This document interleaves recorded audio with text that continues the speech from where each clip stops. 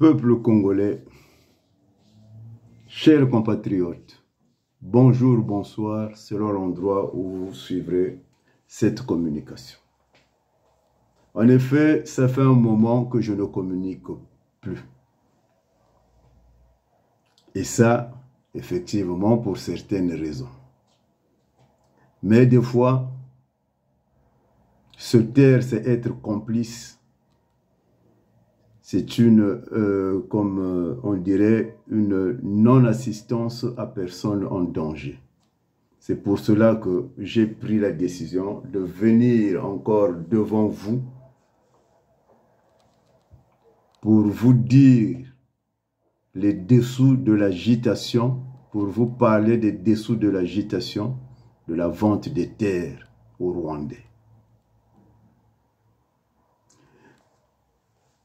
Et oui, nous constatons aujourd'hui sur les réseaux sociaux une panique totale,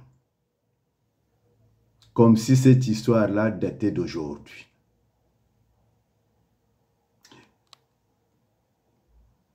Je vous apprends que les terres du Congo ont été vendues à plusieurs pays africains.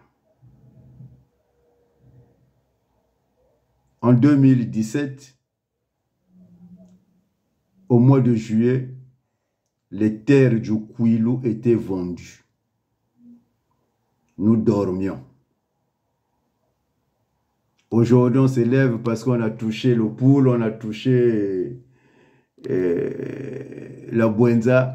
Mais ces terres-là, ce dossier-là est un vieux dossier que ceux qui s'agitent aujourd'hui connaissez. Quand je me lève pour tirer la sonnette, j'appelle les gens. J'avais organisé une manifestation le 10 juin et j'avais commencé à communiquer au mois d'avril.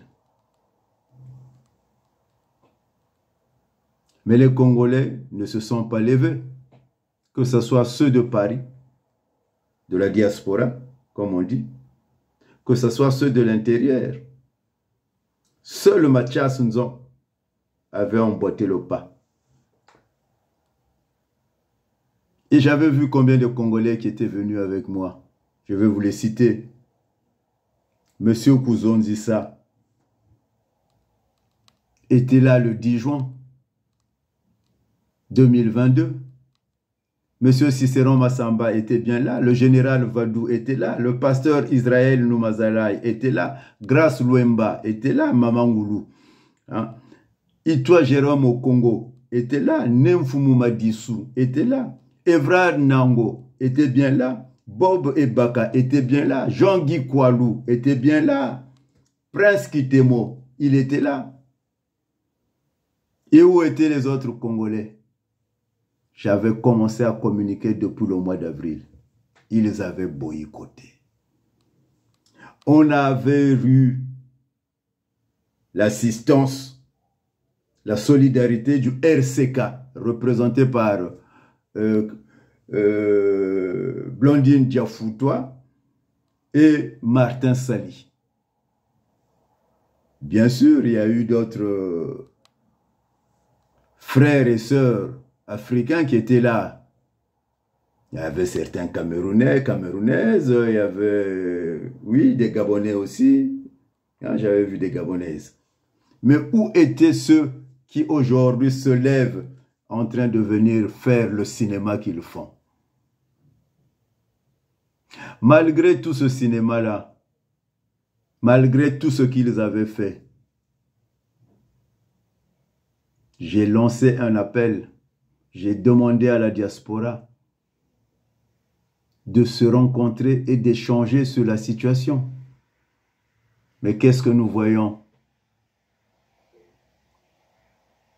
C'est un groupe de gens qui se réunit en écartant les autres. Parce que soit ils sont du PCT, soit... Mais nous sommes sur une affaire d'intégrité nationale. Donc, quelle que soit votre couleur politique, c'est une affaire qui vous concerne. Ceux qui ont bradé les terres, c'est M. Sassou Nguesso et ses enfants. Ce n'est pas le PCT. Ce n'est pas le PCT. Nous voyons, malgré mes appels, des gens qui pensent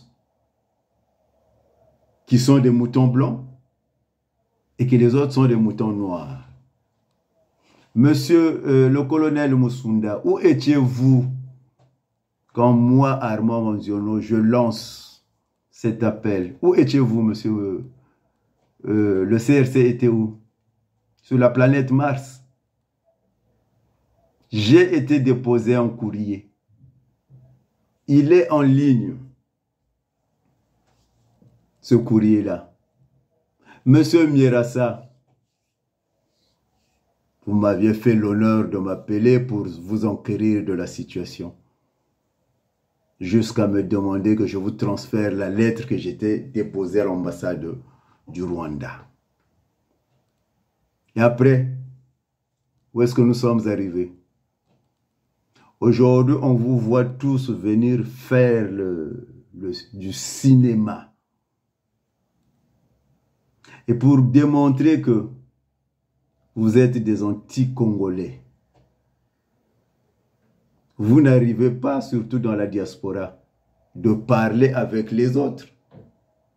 Manifestation le 26 avril, manifestation au mois de juin. Mais qui êtes-vous dans tout ça? Moi, je veux définir et je veux le dire au peuple congolais, vous êtes des opportunistes et des aigris du système. Vous travaillez bien avec ce système qui est devenu bicéphale, qui a deux présidents, Sassou Nguesso et Christelle Denis Nguesso. Dans vos communications, j'interpelle le CRC. Bakondina biso makambo ya mbilinga ya bakondina biso. Vous savez ce que vous dites là? Et vous dites aux gens que vous êtes des résistants. Vous moquez de qui? Vous moquez de qui? Aujourd'hui, vous écartez les autres parce que c'est vous. Mais moi, je viens dire au peuple congolais, ne comptez pas sur des Congolais qui se trouvent à l'étranger, qui se lèvent aujourd'hui, que la situation est arrivée là où elle est. On vous fait mieux. Ils ont des armes maintenant pour... Ils viendront chasser les Rwandais avec les armes. Non. Après Sassou, c'est le déluge. Mais le déluge, ça ne sera pas Sassou. C'est vous. Vous qui êtes dans la logique, si ce n'est pas moi, ça ne doit pas être l'autre. Mes vidéos sont là sur ma chaîne YouTube où j'interpelle tout le monde. Pourquoi ne voulez-vous pas vous associer avec les autres pour trouver des solutions à donner à cette situation? Mais pourquoi vous venez avec des discours pamphlétaires et des brûlots que vous faites? Mayamoto. L'histoire retiendra les noms que je vous cite, qui se sont levés, qui ont prouvé leur patriotisme. Monsieur Adéoda Kouzondissa, Monsieur Massamba Cicero, le général Vadou, le pasteur Israël Noumazalaï, Grace Louemba, Anissé Mapa, Itwa Jérôme Okongo, Nemfumu Madissou, Evrard Nango, Bob Ebaka, Koualou Jean, Guy, Prince Kitemo. Voilà les patriotes congolais. En dehors de ces gens-là, tout votre cinéma-là, c'est pour faire tuer les Congolais. Ne donnez aucun espoir parce que vous êtes capable de zéro. Le peuple congolais doit s'organiser en comité de défense de nos terres. La seule chose qu'on peut dire, c'est ça. Dites au peuple congolais, après votre manifestation, vous ferez quoi? Vous aussi, vous irez déposer une lettre à l'ambassade du Rwanda. Vous enverrez une copie, une empilation à Denis Sassou Nguesso comme nous avons fait, nous autres. Quelle guerre de leadership. Moi, je suis clair, nous allons nous entretuer sans Sassou Nguesso. Le Congo de demain. Nous allons nous entretuer sans Sassou Nguesso. Parce que vous démontrez ce que vous êtes. Un combat pour l'intégrité nationale. Vous vous permettez de mettre les autres à côté parce qu'ils sont du PCT. Vous pouviez démontrer et prouver scientifiquement que les membres du PCT ont approuvé cette vente. Ils sont comme vous. Parce que le petit nombre de gens que je cite ici, là, quand ils se sont levés, vous étiez sur quelle planète? Au Congo, il y a des partis politiques. Le seul qui emboîte le pas, c'est Mathias Nzon. Les autres partis étaient où? Les députés étaient où? Nous allons nous canarder après Sassou Nguesso. Voilà le Congo de demain. Bomu Kosate. Pour une affaire nationale. Et surtout pour des gens qui vivent ici. Qui savent comment ça se passe. Vous vous permettez de prendre les autres comme des moutons noirs pour donner de l'espoir au peuple.